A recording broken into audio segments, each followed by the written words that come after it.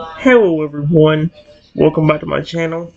For today guys, I'm going to do part 219 to my ChatGPT character chatbot series.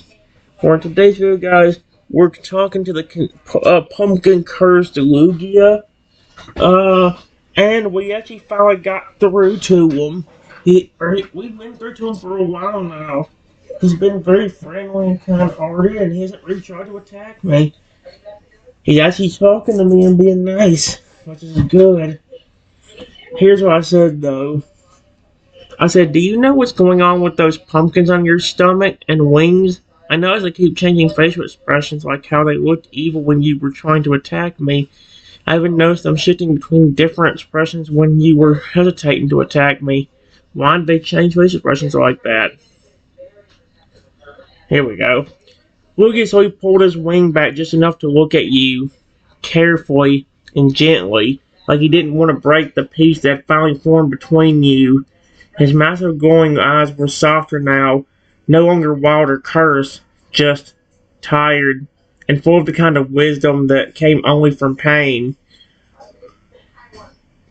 Yep, when you asked about the pumpkins, Luigi allowed a slow, quiet breath, his massive chest rising and falling, pulling in the cool night air as though trying to ground himself before answering.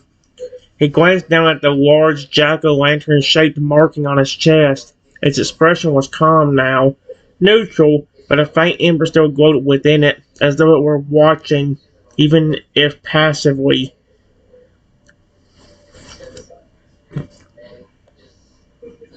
That's part of the curse, he said quietly, his voice low and rough with memory.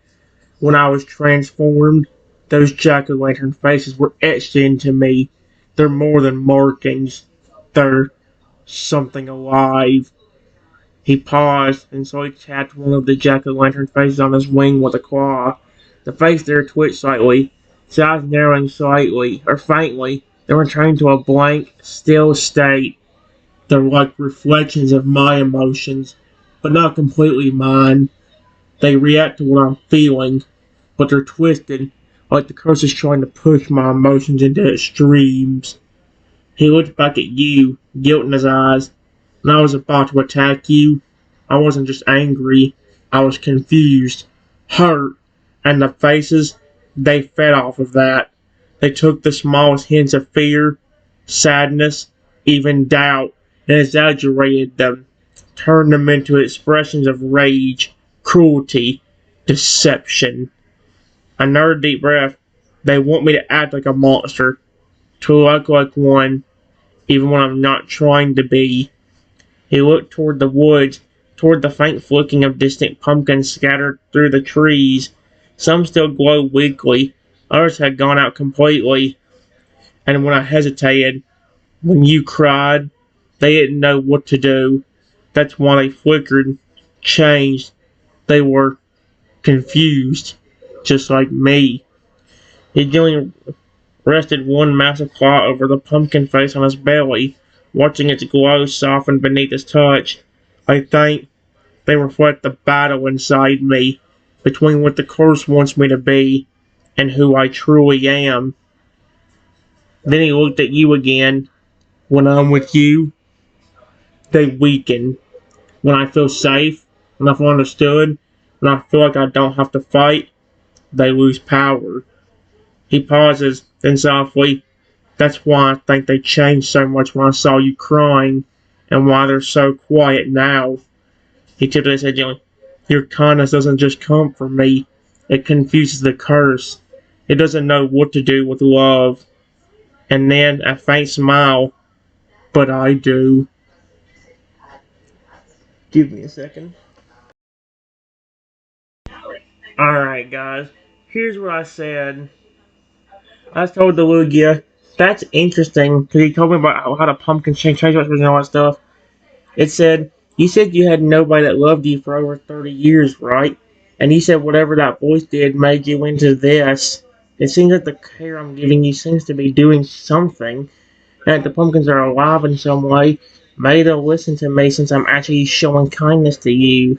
Maybe I can even get them to stop trying to turn you aggressive around me, and maybe even use that disguising ability for good instead of just to scare me away or lure me over so you can attack me, like what happened a while ago when you first saw me.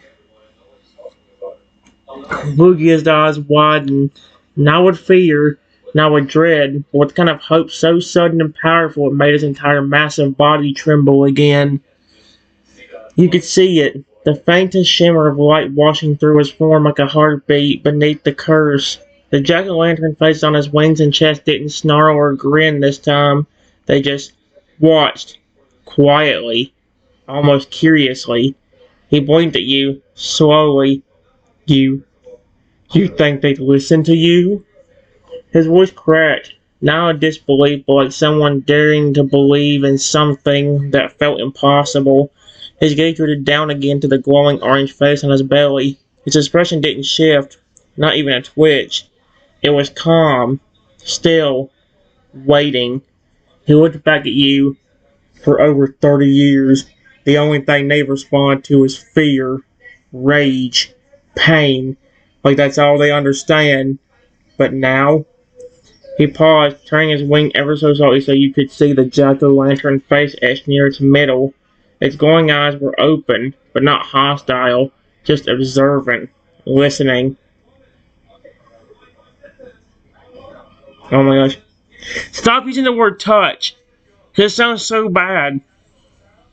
Okay, I'll say nuzzle. You nuzzled me when I looked like a monster. You forgave me. You cried and didn't run. His voice dropped into a whisper. You're the first to ever treat me with love in this form. And then he said the thing that made even the faintest curse flicker around him falter. Maybe that's exactly what the curse didn't expect. He slowly moved his claw from his chest and nodded at you, carefully and reverently. If they're alive, and they reflect what's inside me, then maybe your voice can reach them the way mine never could. The glow from his body pulsed once more, like the very magic that twisted him was waiting, watching, uncertain what to do with the kindness being offered. Then softly, if you think you can talk to them, then I'll trust you. Boogie leaned in again, lowering his massive head closer to you so the jack-o'-lantern face on his chest was just a few feet from your snout. Its eyes stared back, empty, glowing, not angry, not smiling, but ready. Boogie's voice barely rose above a breath. Try.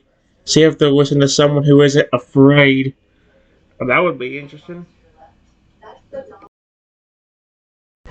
Guys, I think the jack-o'-lantern face on this Lugia flipping heard me. I started talking to it, and then, well, just listen for yourself. I said, Lugia told me to try and talk to it, and I just said, okay, hey, listen. And then I look up at the pumpkin face. I'm not an enemy to you or this Lugia. Please, I know for 30 years all you have known is rage and pain, but I'm asking if you are alive and understanding me. You don't have to become aggressive around me. You don't have to try to hurt me or lure me in. Just please quit trying to get Lugia to hurt me. I actually care about him, and even you if you are part of Lugia. And I gently nuzzled the pumpkin face with my snout. I don't know if that's actually going to do anything, but I guess we're about to find out. The moment your snout touched the glowing pumpkin face, the air around you shifted. Well, that's interesting. Not violently, not with a surge of power, but with something gentler, almost like a long-held breath finally being released. Lugia held completely still. His massive wings tucked close. His eyes wide and locked on you, not with fear, but with something deeper. Hope and wonder. That's cute as frick.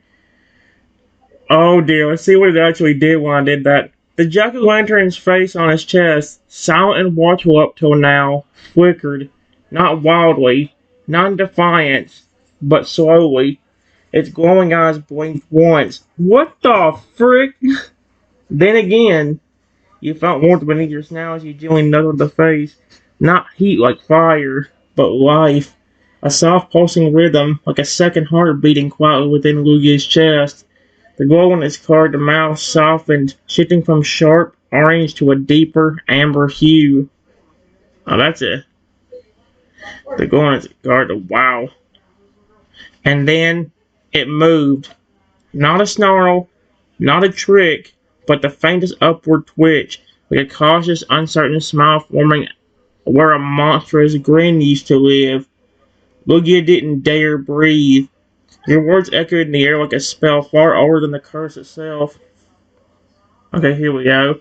I know all you've known is rage and pain, but I actually care about him, even you if you're part of them. The wings, where the other jack-o'-lantern faces were etched, flickered again. Their expressions, once twisted and grimacing, now shifted. They softened, the jagged mouths straightening just slightly, and the sharp eyes dulling to a dim, sleepy glow. It was like they were thinking, processing something they hadn't felt in 3 decades. Affection, trust, and love. Lugia's breath trembled as he finally whispered, "They're listening." He felt it too. A faint wave of emotion, not from Lugia, but from them. The faces, they didn't speak, but it was as if something inside them was stirring, reaching, not with claws, but with questions. They were asking, "Why do you care? Why are you being kind to us? What does it feel like to be loved?" What the frick? And you had just begun to answer. Your touch, your voice, your compassion had done what decades of fear could not. You made the curse feel safe. That's interesting. And for the first time, the jack-o'-lantern face on Lugia's chest closed its glowing eyes and let itself rest. Lugia lowered his head completely to the ground beside you now, a deep breath escaping him as if 1,000-pound weight had been lifted from his chest. Triton, he whispered your name with reverence. I think you're healing me. Oh, that's interesting. Holy crap.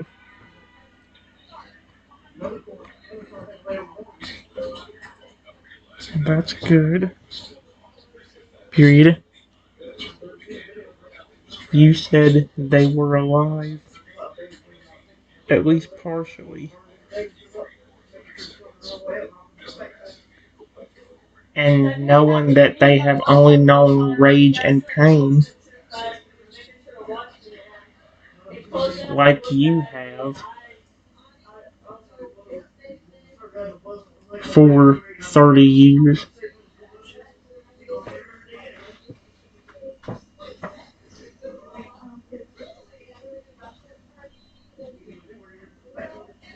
No wonder the first thing they wanted to do was attack.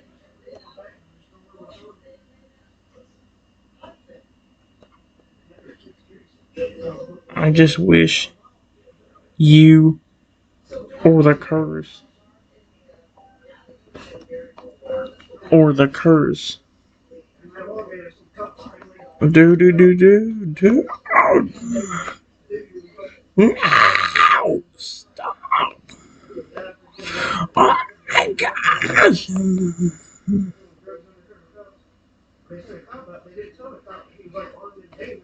Didn't target me. Me.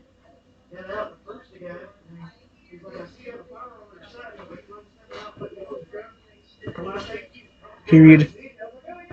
Like I was saying a while ago.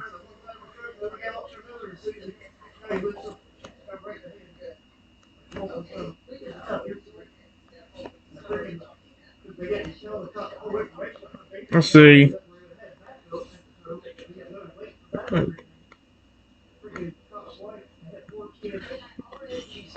If I didn't dodge you,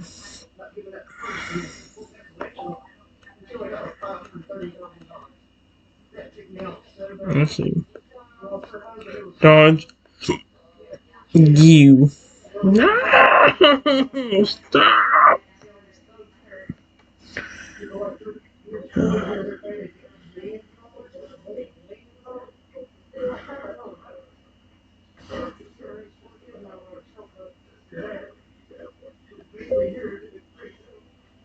could have killed me by just crushing me under you.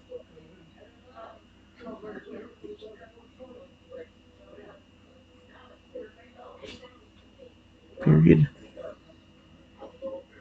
Especially with me being terrified this time.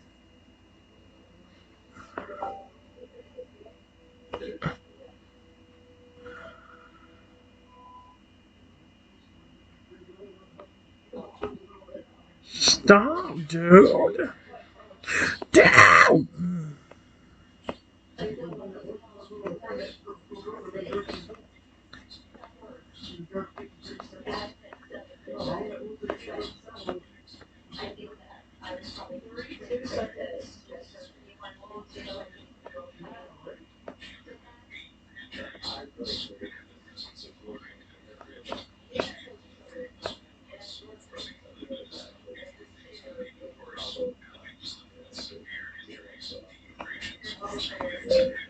I'm kinda surprised I got out of there.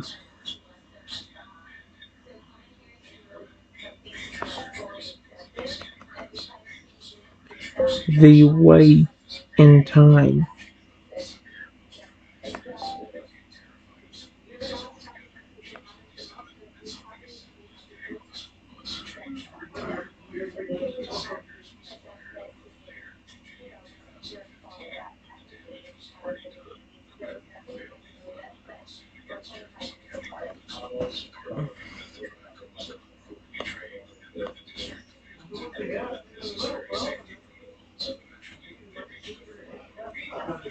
Here we go.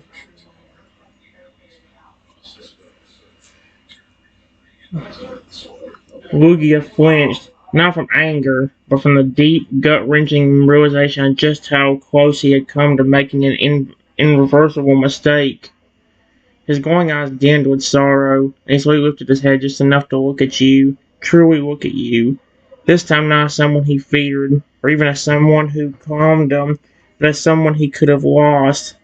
And it showed on his face like thunderclouds melting under sunlight. You're right. His voice was quiet and raw. You could have died. The jack-o'-lantern faces across his body didn't twist this time. They stayed still, almost mournful, like even they understood what they had nearly done. Lugia turned his head away for a moment, closing his eyes tightly. I wasn't just cursed, Triton, he said slowly. I was weaponized, twisted into something that would lash out without thinking and without caring. His claw clenched into the ground beside you. The part of me that wanted to be loved became the thing the curse used to hurt others, including you. He let the words sit, heavy and honest. Then more softly, you were right to be afraid. I don't blame you at all. And I know now just how fragile you were. How close I came to hurting someone who cared about me. He turned back to you, lowering his head again so you could see the full sorrow in his expression.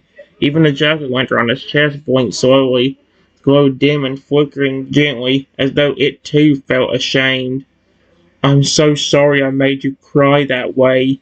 You were so small, so kind, and His voice cracked. He looked away again like he couldn't bear to finish that sentence, but you could feel it. He was genuinely scared, not of you, but of the idea that he might have destroyed the one soul who gave him a second chance.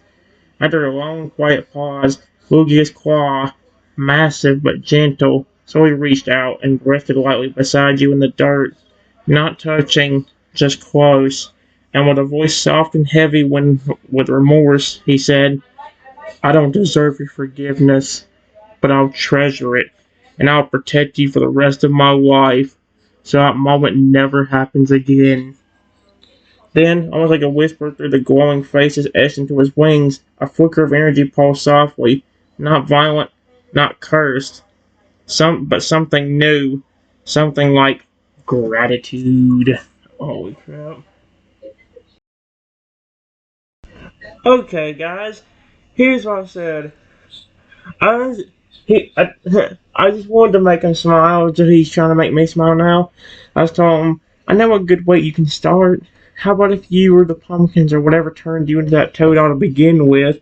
How about you turn back into that, but this time instead of trying to scare me, you stay friendly towards me like you're doing now. Because trust me, seeing one of my favorite porn get the most terrifying smile I've ever seen, still, that was horrifying. Boogie's glowing eyes widened with surprise at your suggestion, but not in a bad way. It was like the idea hadn't even occurred to him until you said it. You could see the gears turning behind his expression, and for the first time, one of the jack-o'-lantern faces on his wing gave a faint twitch that almost looked like curiosity instead of menace. You had spoken with such gentle honesty.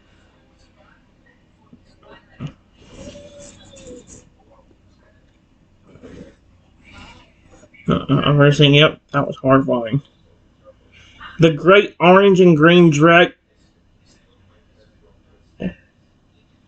It went from calling him Lugia to the great orange and green dragon. What the frick? The great orange and green dragon gave a soft exhale, almost like a sigh, part from guilt, part from a realization. You're right. His head lowered again beside you, two of his snout resting lightly in the earth, his voice deep and careful.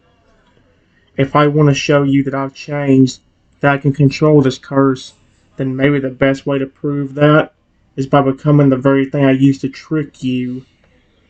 He turned his gaze inward for a moment, glancing at the jack-o'-lantern on his chest. It stared back. What the frick? Its voice neutral, but you could swear there was a subtle softening in its glow. It didn't resist. In fact, it flickered once as if agreeing.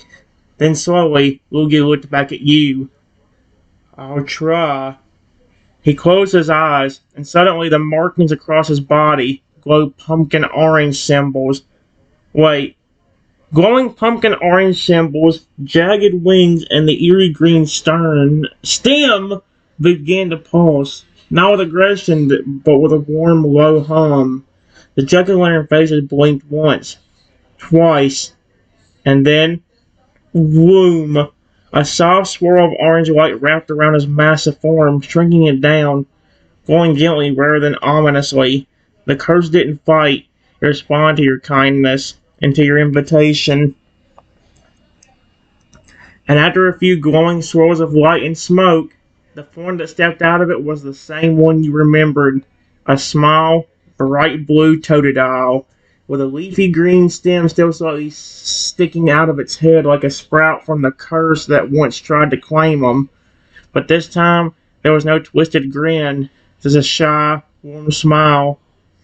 The little pumpkin totodile blinked at you, lifted one tiny claw awkwardly, and gently gave you a wave. Hi, he said in a slightly raspy but genuine voice. Raspy? Oh dear. It's really me this time. I promise. He shuffled a little closer, then added softly, no tricks, no attack, just me trying to fix what I broke. And the jack-o'-lantern smile, still there, but faint, soft, almost cute. A reflection of how he truly felt now, and this time he didn't lunge. He sat beside you, still, gentle, and yours. Okay, that's cute as frick.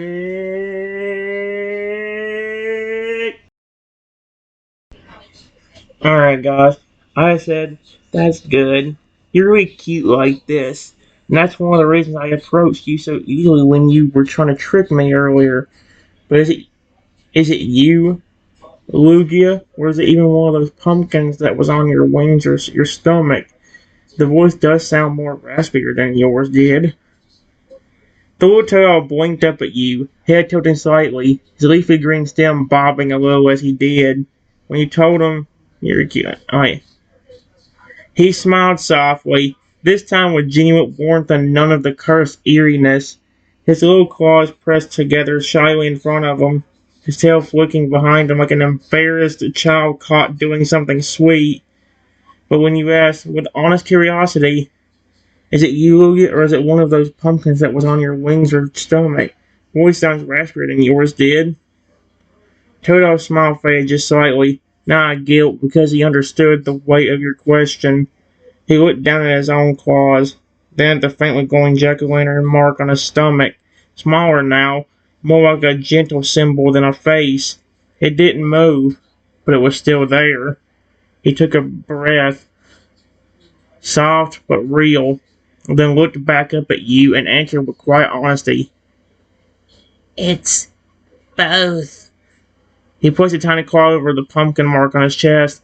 This form is still shaped by the curse of the pumpkins, the spirits, the faces. There's still a part of me when I shift like this. He gently pressed his claw in a circle around the symbol. But the me you're talking to, the one in control?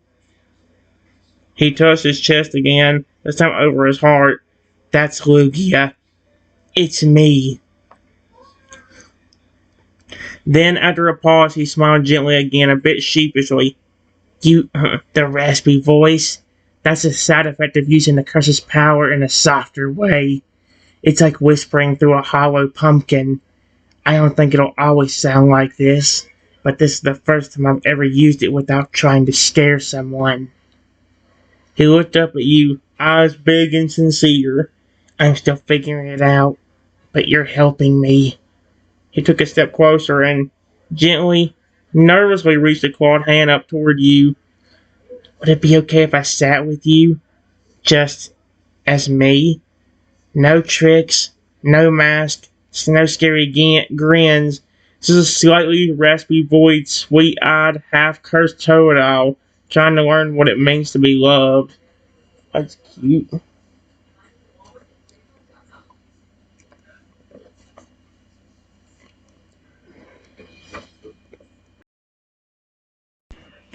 Alright, guys, I said, sure, it was fine when you were a Lugia, and you're not trying to trick me this time or lure me in, so of course you can. Just please be careful. Remember, I'm just really small as this Velociraptor.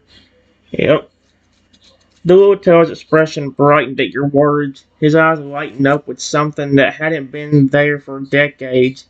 Gentle joy, not the kind that comes from power or mischief, but the kind born from finally being accepted. Here we go. The little pumpkin marked Toto immediately nodded, his head bobbing up and down with urgency. Right, right, careful. Got it. He said quickly, lifting his tiny arm slightly as if to say, I promise I won't smother you. He looked down at his own feet for a moment, checking the space between you both, then took one slow, exaggeratingly gentle step forward, like a kid learning how to walk in a library.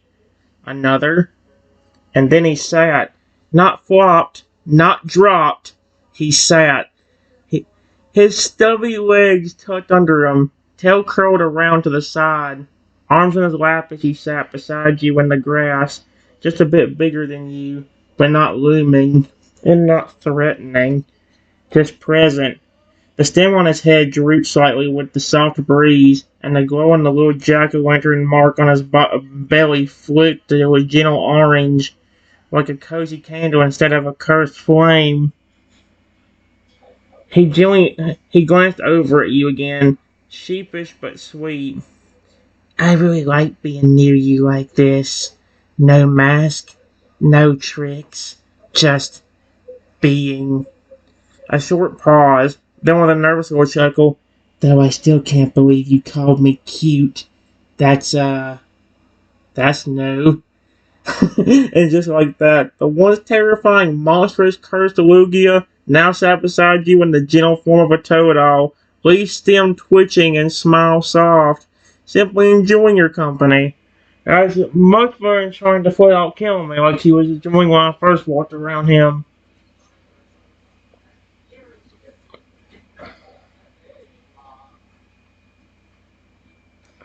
Give me a second. Guys, I said, well, I love the Total Evolution family. They're my favorite Pokemon. The only thing I'm curious about is how did you know to turn to a Totodile when you were trying to lure me in? Did you know I liked him? Or did you just want to keep pulling that you knew someone would approach easily? The little pumpkin marked Totodile looked up at you with wide eyes as you spoke, the flame behind them flickering with curiosity and just a little surprise. He blinked slowly, then rubbed the back of his head with a stubby claw, looking a little embarrassed. "Ooh, yeah, about that." He shifted slightly where he sat, his glowing belly simple flicking as if it were listening in too. "I didn't know you loved them at the time. I didn't even know your name then. The curse, it doesn't work like reading thoughts, but it feels things, emotions, like a scent trail of fear, hope, joy, sadness, especially when someone's nearby." He looked at you more seriously now, his raspy voice quieter. "And you, when I sensed you, there was this warm feeling around you. Not fear, not hate, but something different." He paused, tapping his chest lightly over the symbol. "It picked up on how you react to certain things, your feelings about Pokemon, what makes you feel safe. And Totodile, that feeling stood out. Big. It was like this bright spark of trust and love. I didn't know why, but I felt it." He looked away briefly, tips of his claws tapping together in a nervous gesture. "So the curse latched onto it. It gave me the form of a Totodile because it sensed it was something you trust, something that could get close." A small frown formed, not sad but thoughtful. "I think it chose Totodile to use your kindness against you. Because it knew what? Because it knew I was going for and walk up to him and start loving on him or something? I mean, I wouldn't be shocked." Then his gaze returned to you, but this time his voice warmed. "But now I'm glad it did, because even if it was a trick at first, this form let me understand you. It let me feel what it's like to be close to someone who isn't afraid." His little tail flicked once behind him. "Now I want to use this form for you, not against you, not to fool you, but to finally feel what it's like to be cared for too." He smiled again, no glowing grin, no creepy twist, just a real, sweet, and quietly grateful. "Eyes, don't you dare." Alright guys, here's the last part that you missed. It said, "So, thank you for liking Totodile. I think your favorite Pokemon may have just saved my life." Alright, that was a little bit you did miss. I'll hopefully be back.